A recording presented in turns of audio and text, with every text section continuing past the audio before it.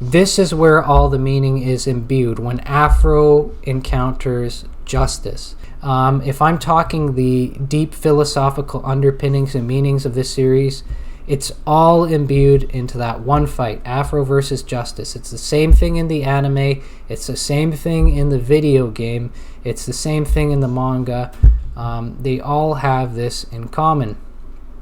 And what you find is, as a series, if you count the three kind of as one series, clarifying itself, it offers very unique philosophical perspectives. So in the video game, Justice is dead already, similar to the manga. Afro gets to him, but unlike the manga, Afro enters into the metaphorical realm of his own heart and his own mind. He enters inside himself, and this is where the spirit of justice lives, and it's here inside himself he has a final battle with the sort of spiritual remnant of Justice. Justice first says to him when he sees him, "You know where you are, don't you? Of course you do. All this time spent looking for me, you've been looking in the wrong direction, looking out instead of in." After a few brief exchanges in the fight, Justice begins to talk to Afro while they're continuing to fight, and he says, "My desire was to become a god. In the pursuit of revenge, you made me yours. Searching for me, obsessing over me, killing for me. You really think you're the good guy? I killed but a single man in an honorable duel and for a noble purpose. Each life you took was a tribute to me. Your actions gave me substance. Let me live.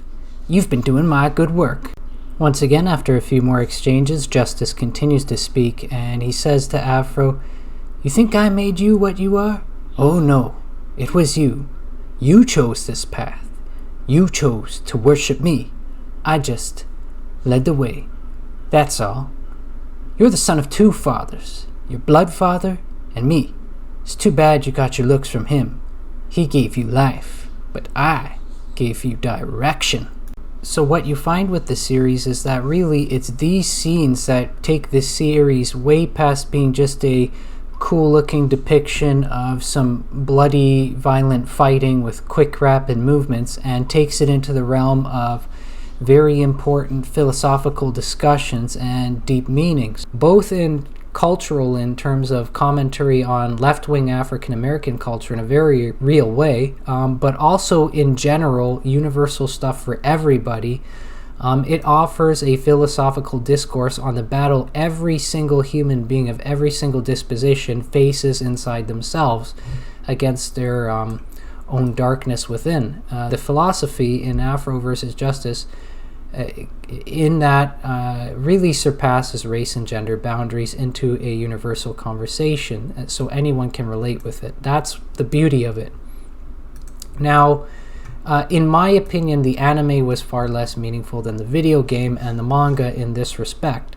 Emphasis should be placed on those two over the anime, and it can be counted as relevant to the book since all are styled the same. Remember, the basis for the series is always the manga. The manga comes first. Well, in the manga, the plot is incredibly different from the anime, for example. In the manga, Afro goes off on his pursuit of hunting Justice to get his revenge, and he never gets to fight Justice at all. By the time he gets to Justice, Justice is already died. His corpse is just there sitting dead on a throne. And his corpse just waiting. It turns into dust as soon as Afro touches it. And that is deeply meaningful. Consider this as the philosophical deep meanings for a revenge narrative. Afro gets to Justice, he's already dead. There's zero satisfaction for the event. In fact, in the manga, it's very different from the anime. Afro was traumatized after he realized Justice had already died, and he enters into a vegetative state for some time after the moment. And by the time he's mentally recovered, his hair is completely unkempt and he's grown a large beard.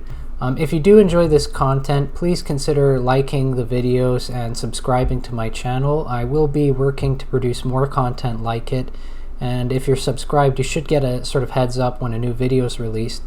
as well as if you have the financial means and it's not too much of a burden, please consider throwing a donation if you can. It definitely helps ease off some of the pressure and helps me to really focus on producing these videos.